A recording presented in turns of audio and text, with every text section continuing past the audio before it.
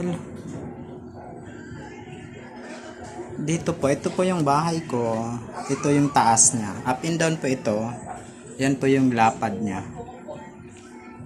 Ayan. Pahaba po ito. Ayan. Hanggang doon po yan. Hanggang doon sa dulo. Ayan po. Pahaba.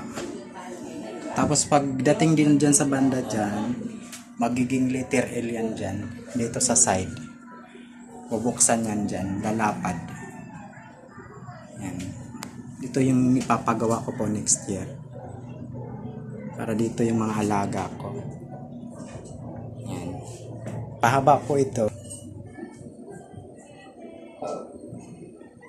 Yung baba nito, doon na lang ako titira. Dito na rin mga alaga ko po. Ayan po.